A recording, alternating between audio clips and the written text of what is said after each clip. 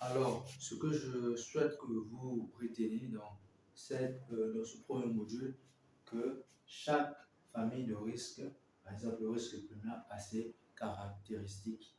Parce que les risques primaires, ce sont des risques qui impactent directement la structure, directement la société, et ça se manifeste directement sur les parts. On parle par exemple de part 1, part trans au niveau de la société, par exemple le risque de crédit.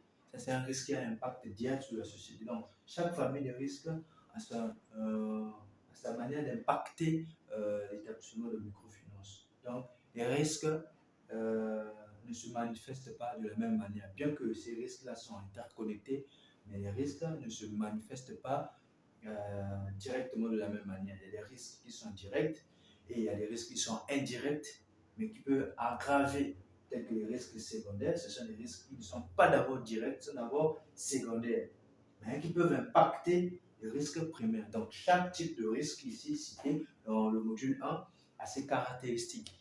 Donc, nous allons maintenant développer chaque type de risque. On va donner chaque type de risque des facteurs, les facteurs de risque, les conséquences, les manifestations et les mesures de gestion. Parce qu'on va aussi apprendre la gestion des risques. Il faut aussi maîtriser les risques. Donc, on va parler de chaque type de risque et on va aussi parler des moyens de gestion. Voilà. Donc, voilà pour ce premier module, cher abonné. En tout cas, je compte sur vous pour le renforcement de cette chaîne. On a beaucoup à apprendre dans cette chaîne. En tout cas, n'hésitez pas à liker, commenter, partager surtout.